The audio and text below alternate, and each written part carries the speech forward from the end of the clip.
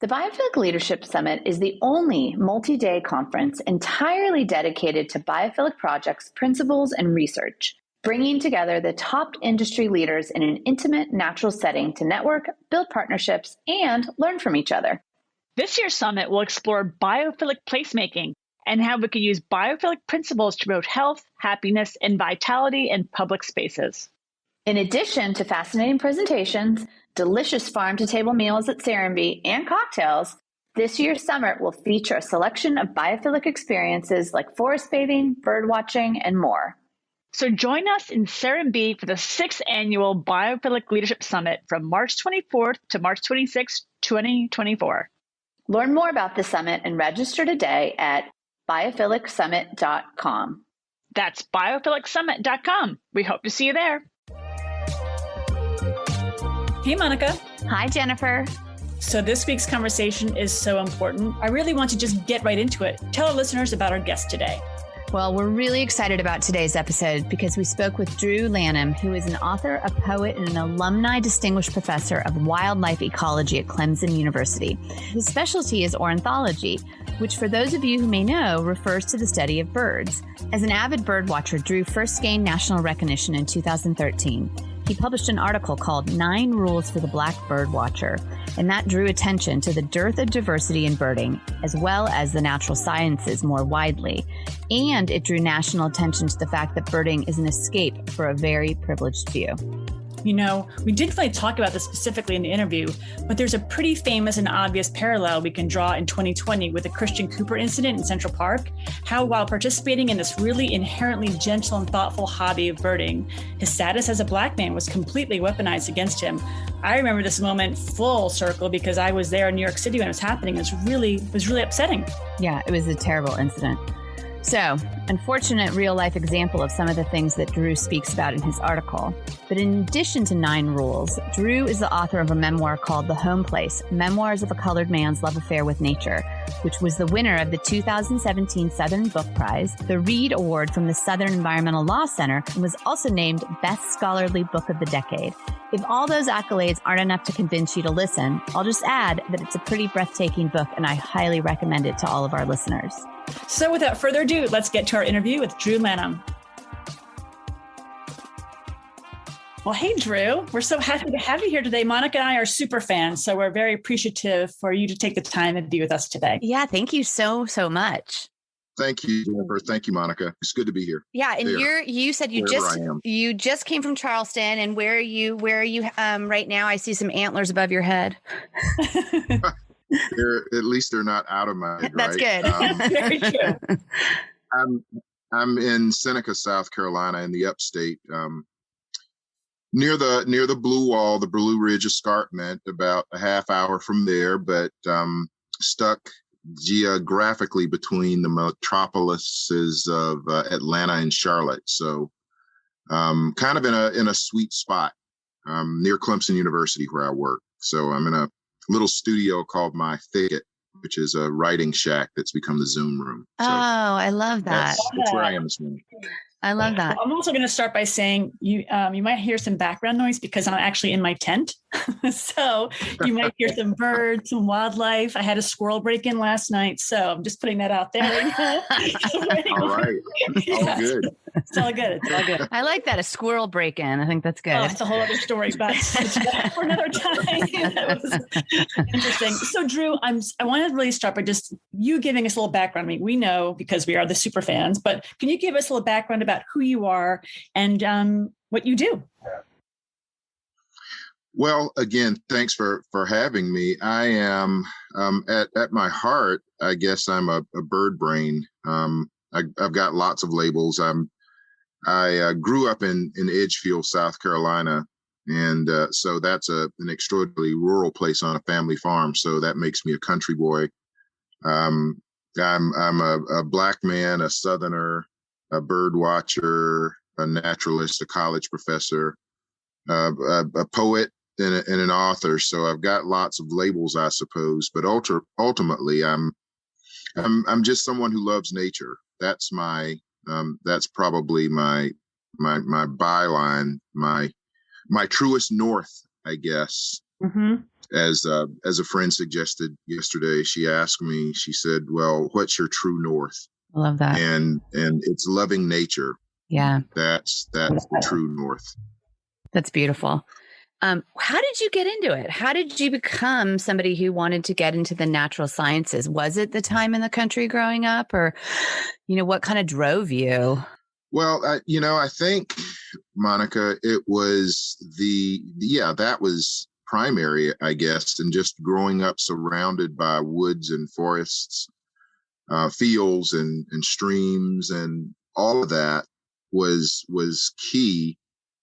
Having parents who were both science teachers, a grandmother who was steeped in nature in all sorts of ways, and then spending so much time outside, but we depended on nature in very real ways. I mean, daily, there was food on your plate that came from the soil that you had just walked over. Yeah. So, or the cattle that were grazing out in the pasture. So you understood that you relied even on the earth to give you the water from the springs that came through our faucets ultimately. So that drove this appreciation that in many ways, quite honestly, as a child at least, I took for granted, because you just we were never hungry. We never wanted for food of any kind. Well, I did jelly cake that my mother made, but that didn't. Sounds good. Yeah, that was special. But that reliance on the soil and water and the wild things that surrounded us made nature a necessity. And so that was at the base of all this. But then birds I came to love because of this fascination with flying. And birds allowed me to do that vicariously after I failed at it so many times. So it was, just this almost immediate attraction to this sort of ever changing palette of plumages that was just always around. I mean, red birds and bluebirds and blue jays and rain crows and cat owls, all of that was sort of my grandmother's ornithology, as I call it, but it became my ornithology. And it's never that, I've not been able to turn that switch off for loving nature. So it's nurture and nature for me. We talk about a lot, that so many people around the world, are very disconnected with nature. And that is, one of the challenges of sort of getting people to care about it, is because they aren't connected, right? Whether it's they're not near it, they don't get out in it, they don't understand it. And I think birding is something that sort of anyone can do. I mean, even in like a big city like New York, Jennifer lives typically in, you do have the parks and you can find birds. And so when you decided to teach, tell me a little bit about like students. I mean, those kids are coming to you with an interest in the natural sciences, but are you finding kids today like connected or disconnected? Because we're always trying to find a way to like, how do we conjure up that understanding of the magic of nature, and how do we encourage people to sort of get back outside? But what do you see in your students at Clemson? Well, that's a good question. It's changed in our major in forestry and environmental conservation, which is mostly forestry and wildlife and fisheries. Some environmental conservation there. Those students formerly were mostly rural white males, right? And that was sort of the archetype. And then as things got better in terms of at least some diversity, we began to have an influx of white females. But that's largely where it remains, at least with now close to across the major, probably closer to being even between white males and white females. There's still an amazing and sad dearth of color, so of Black students and brown students that we don't see. But that base of students has also changed, that lots of them are not rural. They did not grow up in the forests and fields and wetlands. They did not grow up hunting. They many of them grew up on the crocodile hunter or that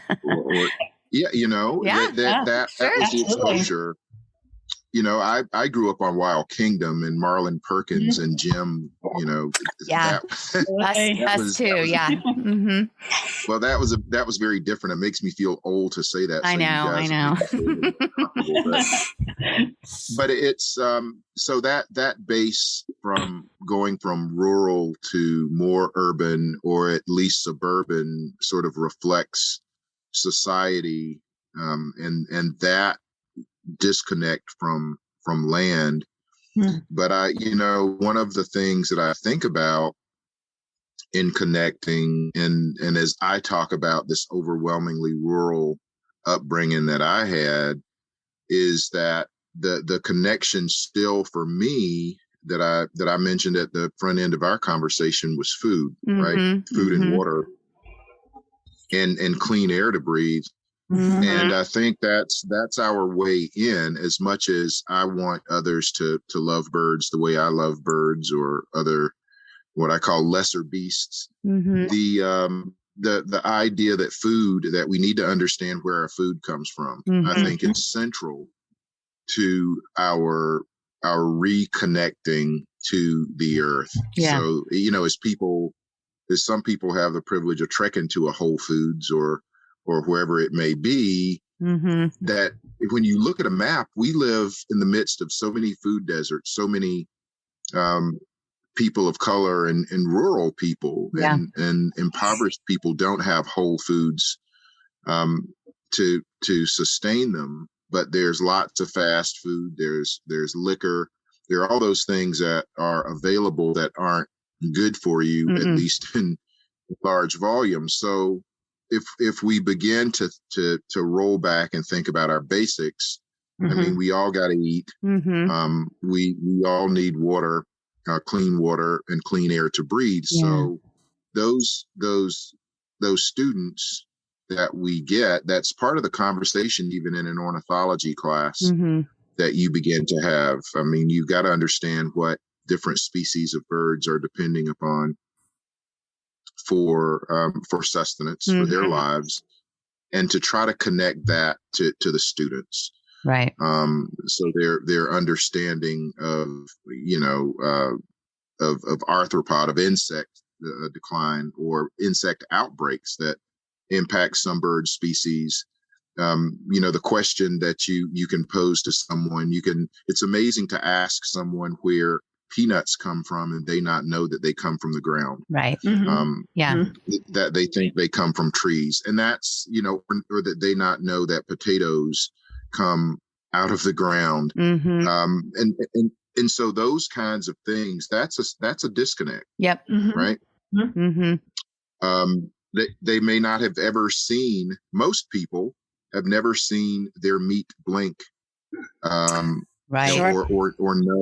Or know that that animals die for us, not only from us eating them directly, but even as we produce those who don't eat meat, that there has to be habitat that's cultivated under the plow that takes away that habitat. So there's blood on our hands regardless, but I don't think we recognize that. So trying to connect students in that way is important. And then we can talk about wildness and we can talk about all these other things. But yeah, food is the connection, right? I mean, we've all had coffee this morning, maybe too much for me. But you know, our bellies want to be filled with good, nutritious food, and lots of people do not have that option. Yeah. Talk about that a lot too, Drew. I'm so glad you brought that up, because Monica and I discussed this many times over about our disconnection from understanding the source. And that you're talking about this because I think about even how I grew up in the Bronx. I had concrete all around me, but I still had access to a subway to get to a botanical garden or the Bronx Zoo. So I was still exposed to certain aspects of understanding in class and my parents, but not everyone was. So like you have to continue that conversation, right? Of how do things happen and how do we become interested in the birds and in the land. And then once you start understanding where the things come from, that's where like the love of conversations around conservation come, because you love things and you want them to flourish and you want them to survive and keep going. And I think this constant conversation around why we have to have these conversations of love of land and love of soil and air and water is so important from an early age until, and like you loved birds as an, early adopter when you were a kid, right? I think I read somewhere that you were like a child when you started loving the birds. Yeah, Jennifer, as long as I can remember. So 6 or before, really, and watching my grandmother feed birds grits. I had no idea what black oil sunflower seeds were, but I knew what grits were because they were heaped on my plate most mornings. But she would take just handfuls of grits out of the bag and throw them out to the snowbirds, the juncos and sparrows that were out there. So, but that was her showing me a love of something outside of her, outside the door, right? Outside of her control, really. And that's what wildness is. Wildness is anything out of our control. So when we begin to think about loving wildness, and loving the air, loving soil, the water, those are that word love, that 4-letter word is extraordinarily powerful. But sometimes it gets lost in all of the other data that we collect that helps us understand the world. Yep. But defining love and affection we try to do that for one another, but we are failing at doing that for nature. It's all and those signs are all around us in all sorts of ways of things falling down and disappearing species and habitats, but also in not having clean air and not having potable water and soil being poisoned in all sorts of ways. And that's not love. So those connections that you and Monica talk about, it's all glued together with love, or comes apart with carelessness and hate for one another and for the land. So that's something when you start talking to students that at least I go down several rabbit holes with it. And you can tell sometimes you get these looks that, wow, where's this guy going? Did we sign up for Love 101 or did we sign up? I love that. Well, and I mean, go ahead. Yeah. So, it's just it is. I mean, I love birds. I love the land. I love wildness. And the hardest, sometimes the hardest thing to love is humanity, when you see us doing things to one another, and to nature. And that's the harder work. But I don't believe that we can love one and not the other. I agree. And be authentic about it. So I totally agree. And I think it's we come back to this sort of hard truth that we haven't, nature is taken for granted. And I think, sometimes we take relationships for granted and we don't sort of see the nuances in it. And a lot of, conservationists are trying to, or, even capitalists are trying to put, and I shouldn't separate the two, but trying to put a dollar, or a value on nature. Because if we start to say, hey, big corporation, when you destroy the downstream because you're, polluting it, there's no consequences for you right now. And we're having those conversations. But until we sort of put a dollar on it or consequences for the individuals that are causing the problem, unfortunately, I think, we're going to still have that sort of, degradation happening. But one of the things that I wanted to talk about, because you have this beautiful memoir called The Home Place that you wrote about 5 years ago now, and I think 17, that really explores the themes of nature and belonging in nature. And I think that if we could get, and this may be, again, the love and, it's everybody's like, oh, conservation, environmentalism, it's all hippy dippy and, you and your, squishy things. But I do think that like belonging, right? Like, how do you grapple with belonging on land? And as a Black man, right, where your ancestors, didn't own the land and they were owned, how do you get Black and brown people who have been pushed off land and really just truly disconnected from it? How do we bring everybody back in and not let it be the white guy, or even, that's great that women are coming in, but how do we make it for everybody that there's that belonging, and access? And I know that that's something you grappled a lot in your book, but can you just touch on that? I know it's probably, we could do a whole, session on just that one question, but I think it's so important about access and equity. And we talk a lot about that with other interviews, but how are you hanging with that, with your kids, the students, and then bringing more into it? Like, how do we say this is for you? Wow. I'm sorry. I know. I'm like just dropping. It's just a small question. Just a little. Just tiny. I know. Could you solve that for us right now? And we'll. Yeah, here. I've got a button. Part of it, that legacy I talk about, bittersweet of sort of the ecology, as Brother Marvin Gaye sang about. And that bitter is part of it. A large part of it was enslavement of Black people. A large part of it was genocide of indigenous people. A large part of it is marginalization of so many non-white people off of land, in all these ways that are sometimes obvious. I mean, it's obvious for First Nations people. It's obvious for Black folks, enslaved Black people. But then there's this insidious continuation of it in all kinds of ways. I talked about food deserts or where factories decide to build such that communities of color are downwind of toxic flumes. So,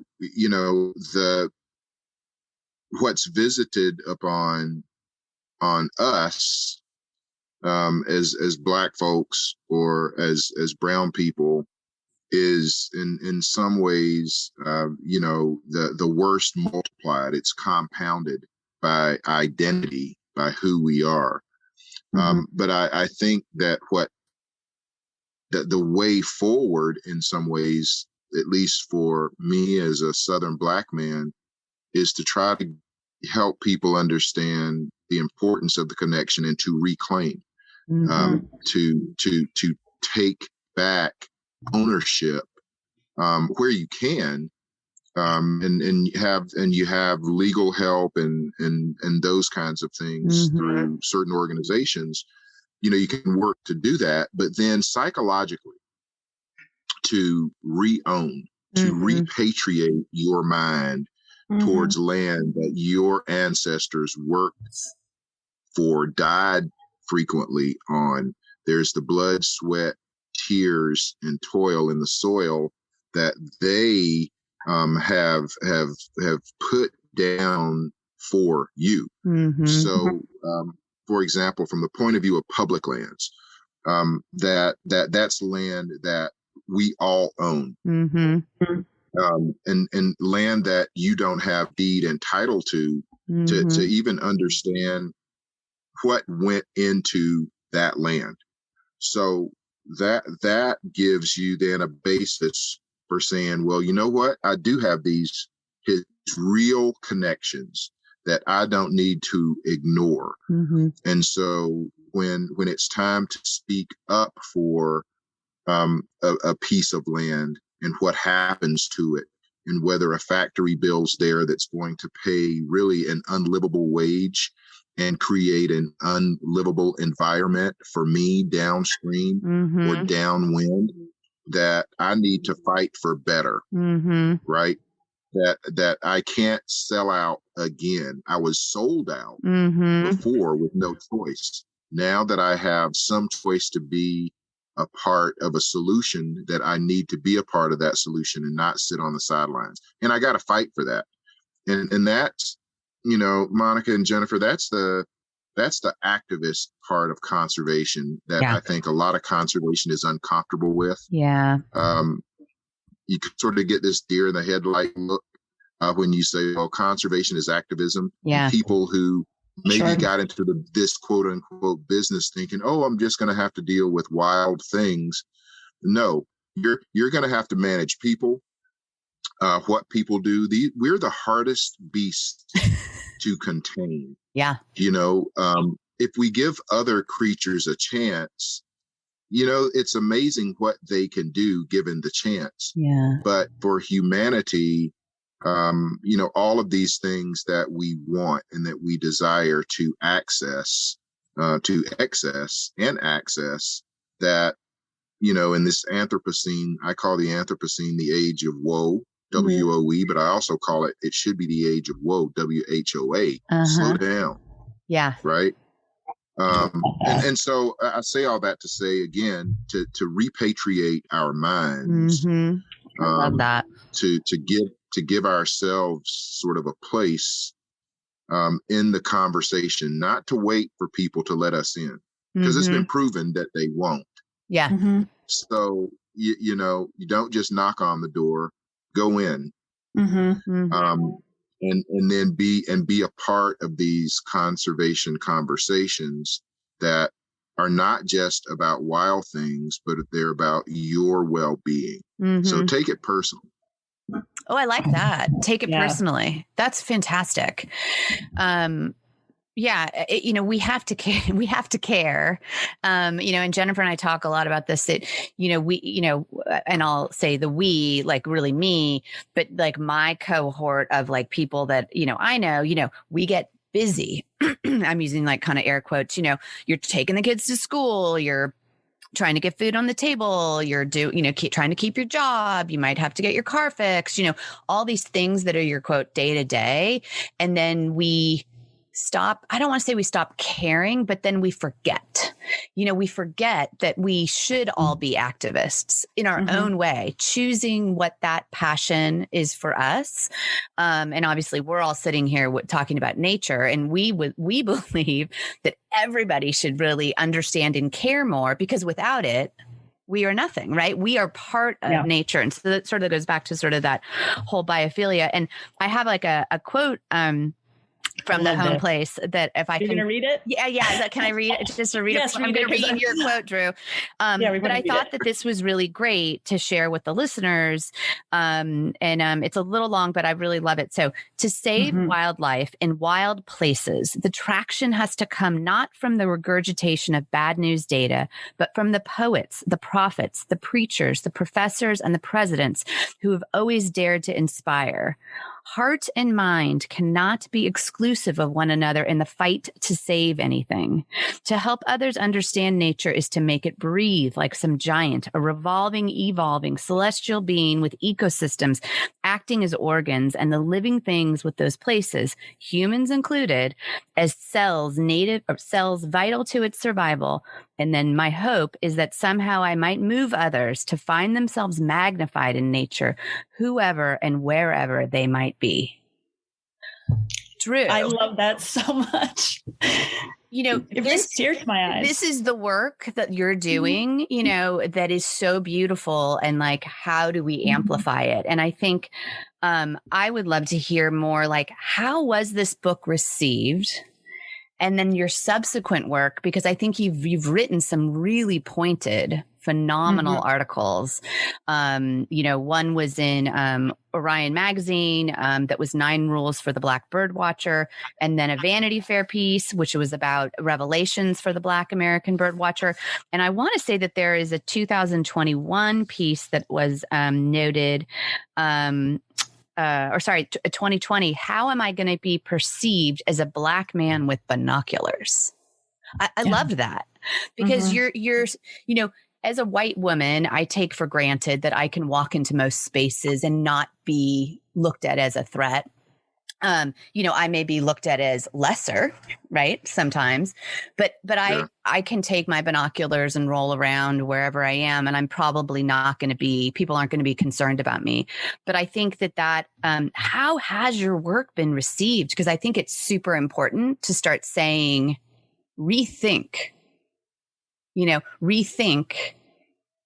kind of who you are and what your presence is and how you're going about just bird watching. All you're doing is bird watching. Sorry, another heavy question for you. Sorry. Yeah, well, no, it's I appreciate the space to talk about it, really, because it is they are heavy questions, and there are a lot of heavy questions that we should have been considering for Agreed. a long time. I mean, I go all the way back with my friends to at Montpelier, where I do work, James Madison's Montpelier, and I always say, it started there when a quote unquote founding father was drafting the Constitution, and you can stand in or sit in where he sat and look out toward the Blue Ridge Mountains. But in order to do that, as he was drafting this document towards the rights of free men, quote unquote, what he was really writing towards the rights of free landed white men, right? And while he was looking over the backs of Black people he owned.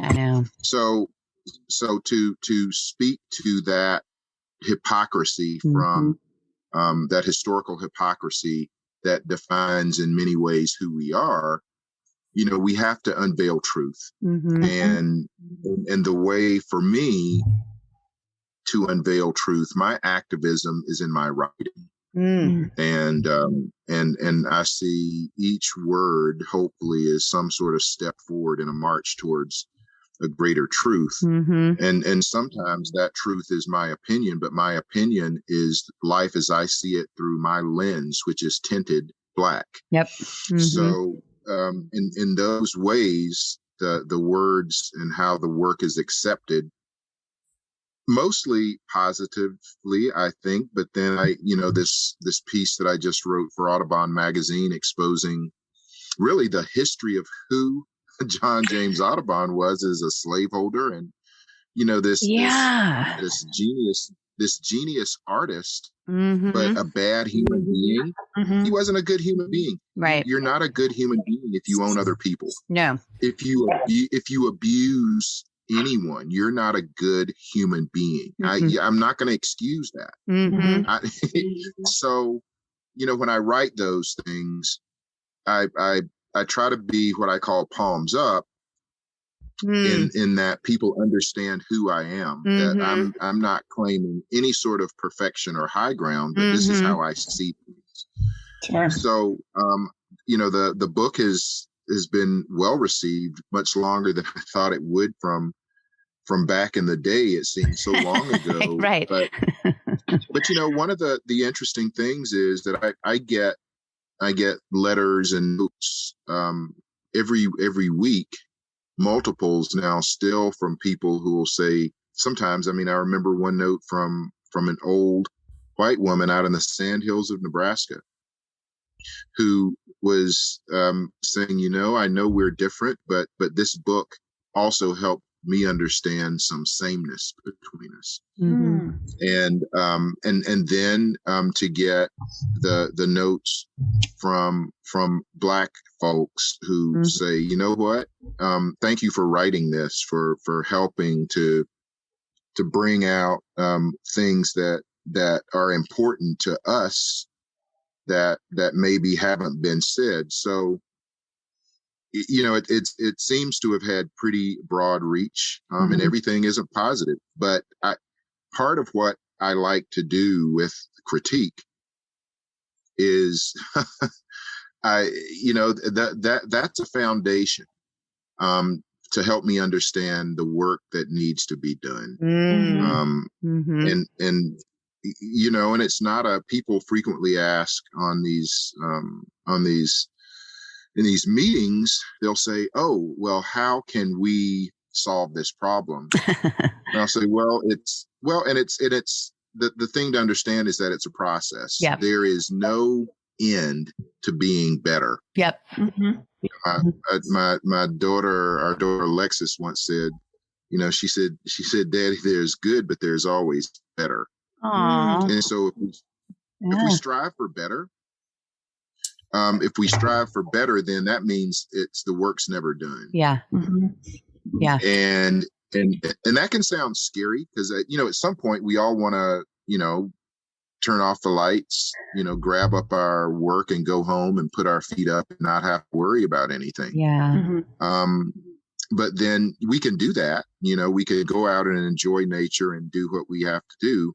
But it's like now, part of what I feel the absence of birds, you know, the billions of birds that have declined. I feel that absence in not hearing birds and not seeing birds that I'm used to seeing. Yeah. You know, I feel it when I'm on a rice field, looking out over a rice field that Black people, you know, the incredible toil to create this now wonderful wild habitat that at one point in time was money in the ground for the white people who owned our ancestors. Yeah. And so I can't watch Black birds without thinking about Black people. And so all of that comes out in the writing, you know, the bitter and the sweet.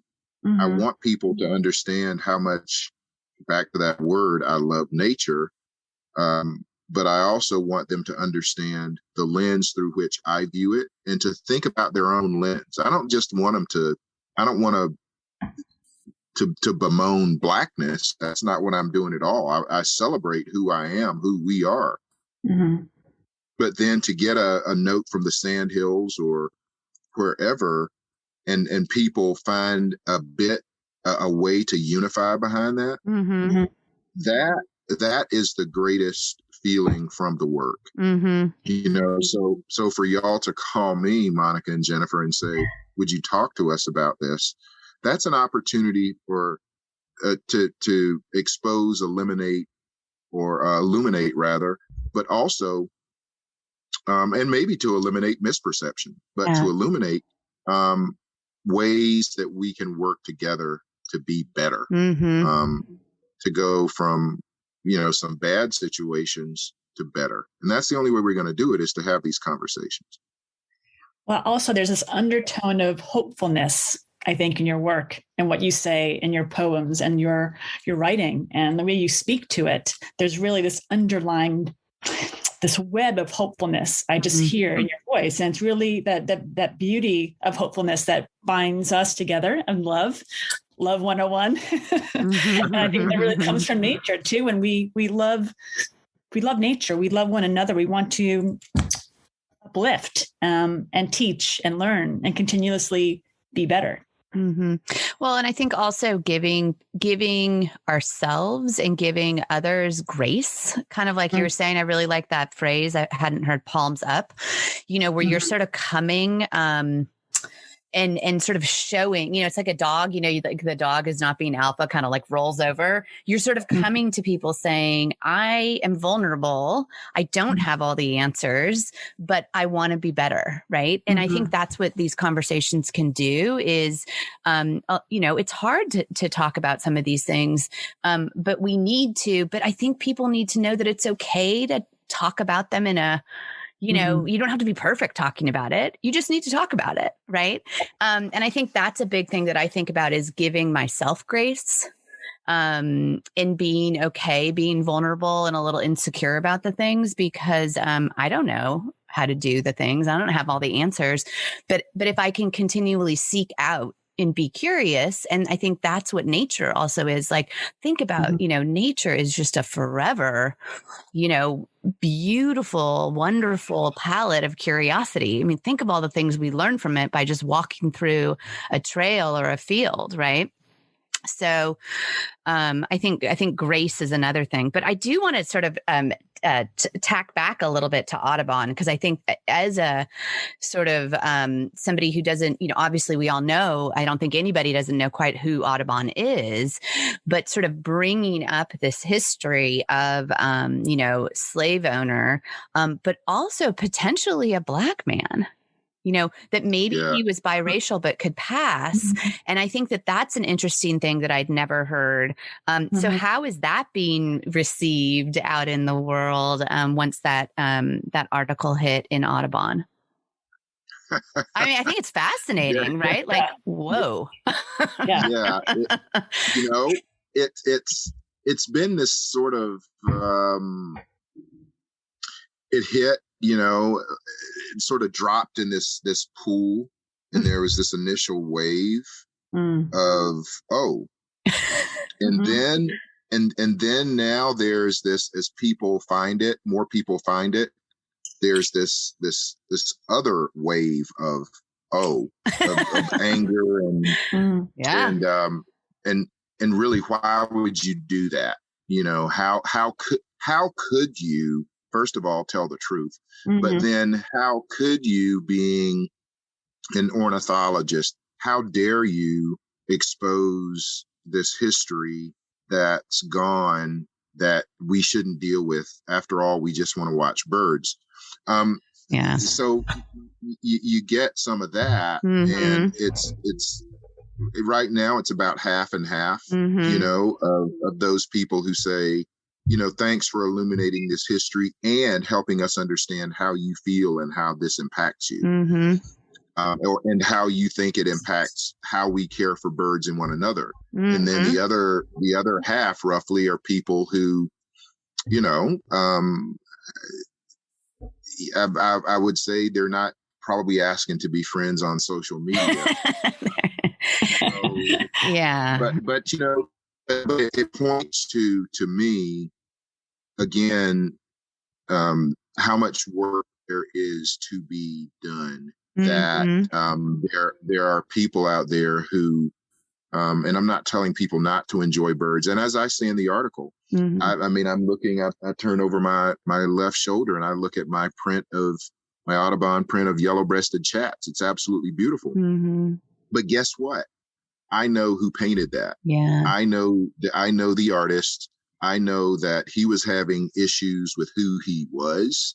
And that part of those issues, by his own admission, was that whether, and Audubon was sort of this infamous exaggerator, but he tells the story of the runaway, right? He tells the story of turning Black people back in, to be re-enslaved.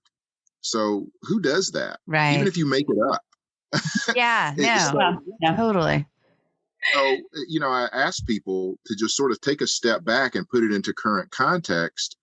And no, I'm not going to correct. I'm not trying to correct Audubon, and I'm not trying to rewrite history, but for us to understand it, as we talk about monuments, that they're also flesh and bone monuments, these idols that we put up for perfection. And I don't want to be anybody's idol. I've got, enough issues of my own, but for us to understand, for us to go forward and have some idea why you don't see more people of color maybe out doing the things that we talk about, that we all enjoy. And it's not that Black folks and brown folks aren't enjoying nature, but from sort of this idea of what bird watching, birding is, that it can be exclusionary, and that there's some stuff baked in.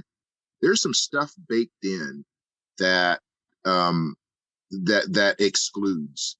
So, you know, it's hard to go and bird around Stone Mountain and not and to see pictures, to see carved in stone, you know, these Confederate, these traitors who seceded from the Union so they could keep people, my ancestors, enslaved. Yeah. It'd be hard to go to Mount Rushmore and say, I wonder how it would feel to be Dakota and have these people, some of whom were responsible for genocide of your people, looking out over your sacred land.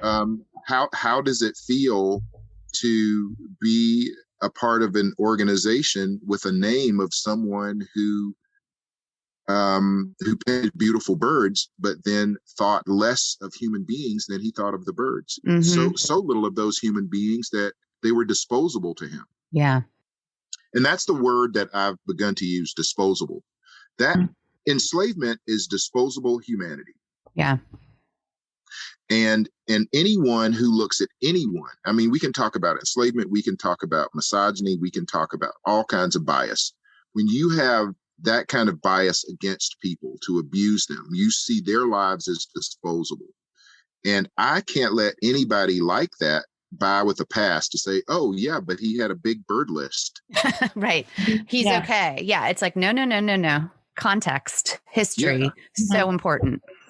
And if he was, and you know what, if he was passing, and we know that there were Black folks who owned other Black folks. We know that there were these abuses. We, you know, part of what I get is I get this long treatment of, yeah, but they wouldn't have been here but for the Black people in Africa who were abusing them, and they were better off here than they were there.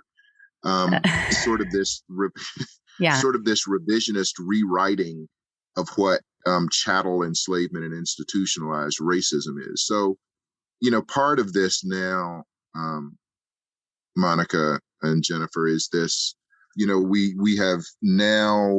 in this place where people want to call any of this, they say, oh, well, you know, you're one of these critical race theorists. Well, race is critical. But what I disagree with is it ain't theory, it's real. Right. Absolutely. You know, this is real to me. It's real to a lot of people. So the reviews that I see, and I don't sit and dig deeply into every review. That's a deeper rabbit hole. But one pops up and I see it and I take it, I read it and I say, okay, all right. And then I look at the good one and I say, okay, all right. And it's sort of this, you know, it's this roller coaster. You know, as my friend Camille Dungy says, you know, these oscillations that we go through. And oscillations can be tiring. There's these up and downs and back and forth, joy and pain, bitter and sweet. So that's what the article's been. But guess what? I'm going to write more like that. Good. And hopefully continue to illuminate and eliminate perception. Yeah. That these people were worshipable, which they weren't. The work maybe. It's, you know, and on a side note, it's interesting to me how many people didn't know that Audubon was killing these birds to paint them. Right.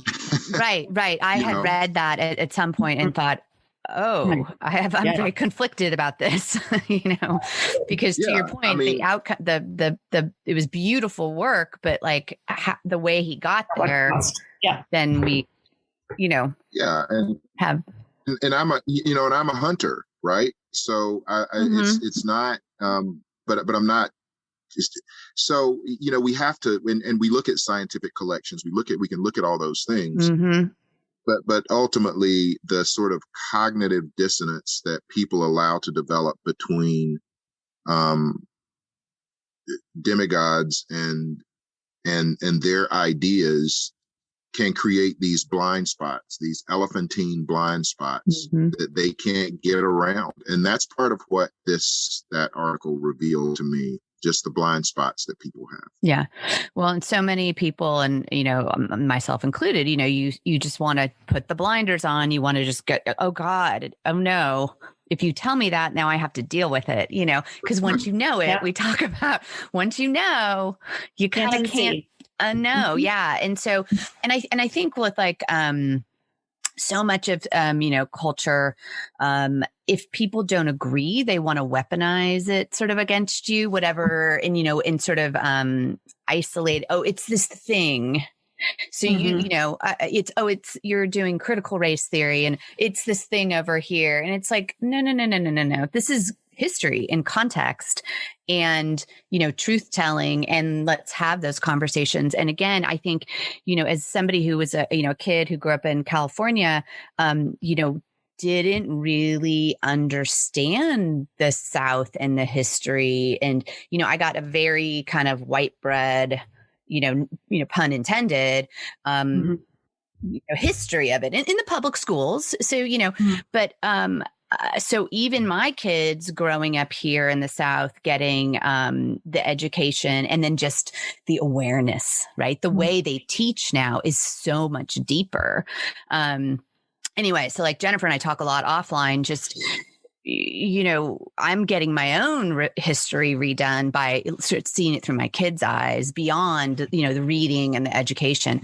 But I think it's super important to keep, for you to keep writing, not that you're, it's like, this is what we have to hear.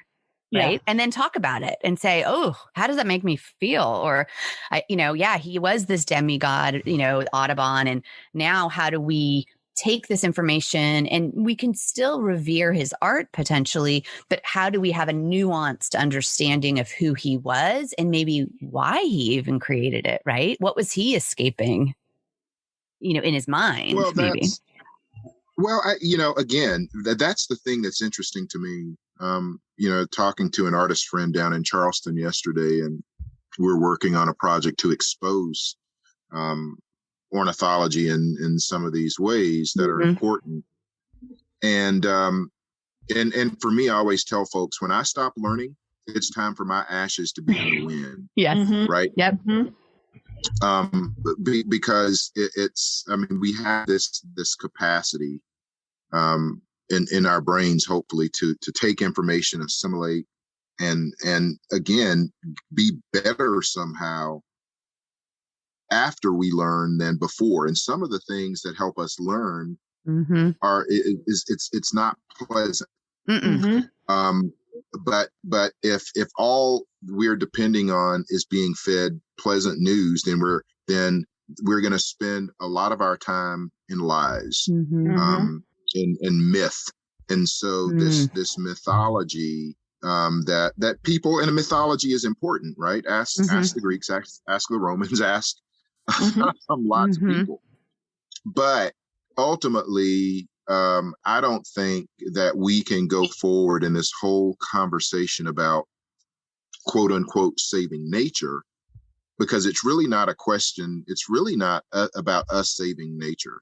If we really get down to it, humans in the course of billions and billions of years are just sort of, again, dust in the wind, in the astral wind, and nature in some form or fashion is going to outlast us.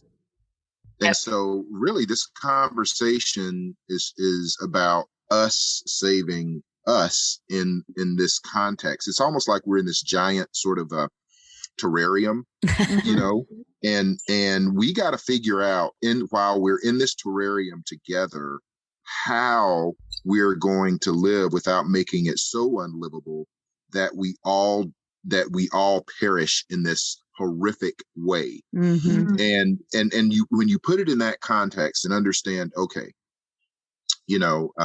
we could all be wiped away, and things will outlast us. Ask roaches, ask lots of things, ask alligators. You know, those things will who've been around for much longer than we have. Many of them will survive. So a lot of these questions of conservation and wildness, and this is why, you know, I talk a lot about unsiloing nature. You know, that, you know, and both of you brought this up. You know, we're part and parcel of nature. The parcel part is that we are just these packages of protein. We are just these bipedal apes, you know, with certain advantages, at least for now. But we've got to understand how to live together. And if we don't understand how to live together in the terrarium that we're in, we're going to perish together. Some of us will perish faster than others, but make no mistake, we will all perish. And so our lots are thrown together. But what we're doing, instead of understanding our lots thrown together, is that we're hoarding, right? We're hoarding this thing versus that thing. We can hoard ideas. We're better off when we share ideas and come, and we don't always have to agree. God knows, I don't expect people to agree with me all the time, but we can agree on, we can agree on that we need clean air, we need clean water, we need clean soil, that ultimately will share the same fate because we're on this one earth. And if you look at the cost of flying into outer space, most of us ain't going to be able to afford that. Yeah. That's a whole nother podcast. But I totally agree. It's like we are a part of it. Nature will outlast us in some form. So how do we keep it and, you know, sort of think about like all the things we can save here, and educate people that, we are a part of it. And if we're destroying it, we're actually destroying ourselves, and sort of trying to connect people. And so that's a big part of what we're trying to talk to people about, and hopefully do it in sort of a, you know, a hopeful, palatable way that doesn't want people to, you know, put their hands over their ears or their eyes or put blinders on, you know, because I do think that the conversation can be off-putting, because so much of it has been negative in the past. And so how do we bring the awe in? You talked about the whoa, that's another thing. Like, you know, birds, they're so beautiful, and just watching them can provide so much awe and wonder. And so how do we sort of pass that down, and pass it around, right? Because it's next generation, but we have to do our part now. You know, that's super important. We all recognize, you know. Well, it's, you know, Monica, it to me, it's, you know, I've defined conservation as this selfless act of love and saving something in abundance, saving something so that those people who you don't even know that are coming behind you will have it in abundance. Right. Right. That you haven't taken so much that all you leave is crumbs. Right.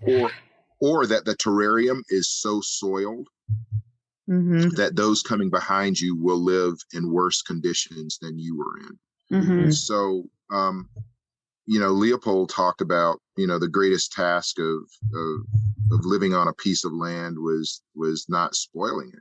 Right. And when you think about that and all the science that goes into it, you can roll it all back and say, you know what, leave better behind than you found. Leave better behind than you found. And some days that might that's picking up a piece of trash instead of walking over it. Yeah. You know, some days that's having the courage to get up and look yourself in the mirror straight on, and understand maybe a little better that morning who you are than you were yesterday morning. Yeah. And it's small steps.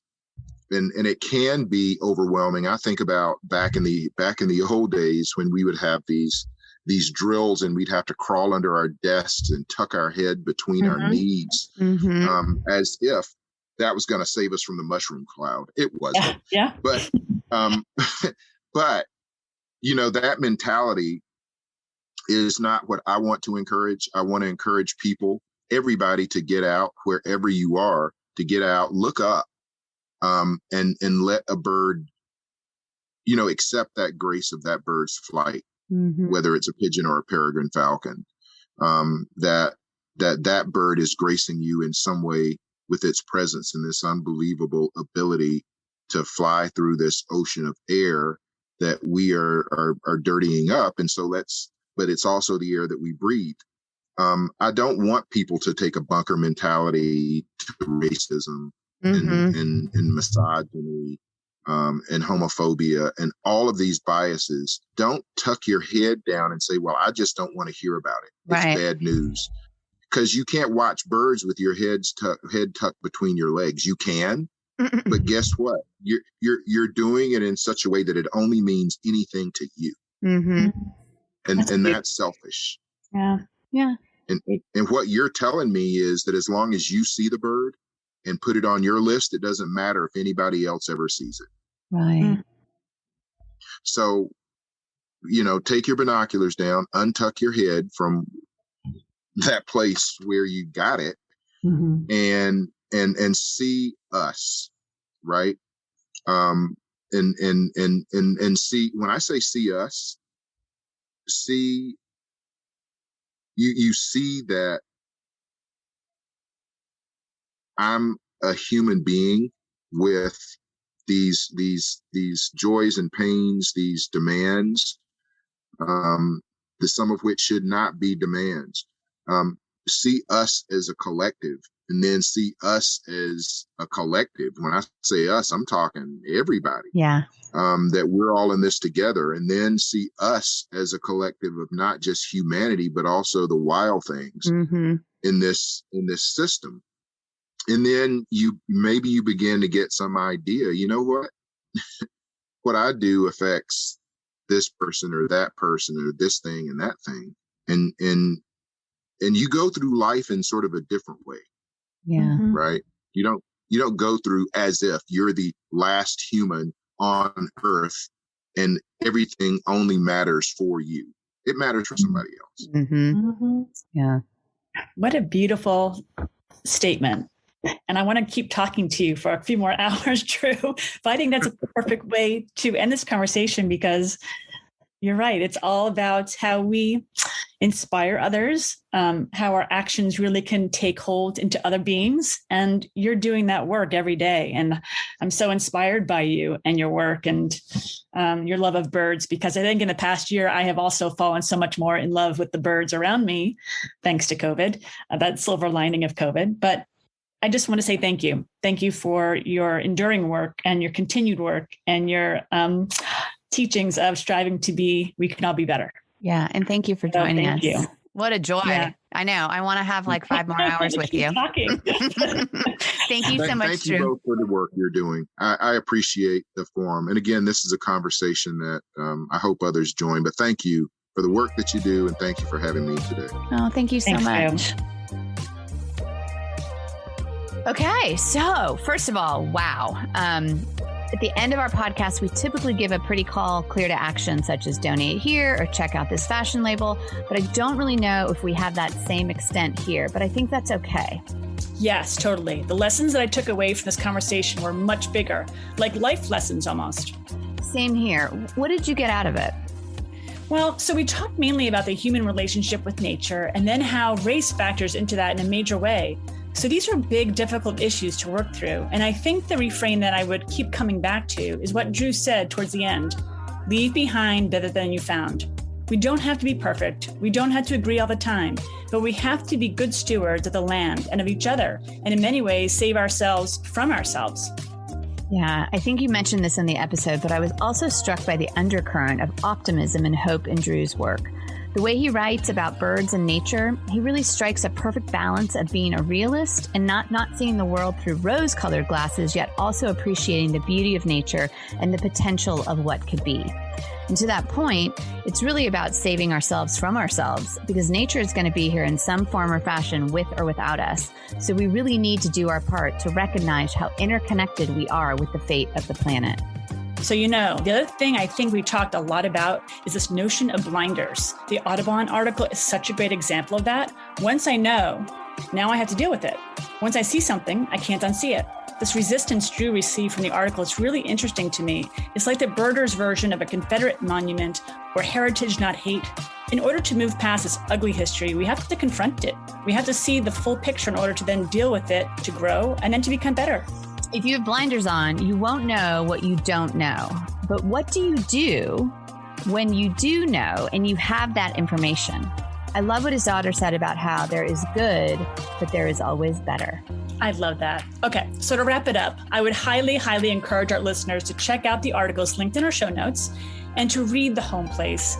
I think as we move forward with this biophilic journey, Drew Lanham offers a really important perspective on humanity, race, and nature that we all need to be thinking deeply about. All right, it's a lot for us to sit with. Until next time. See you soon.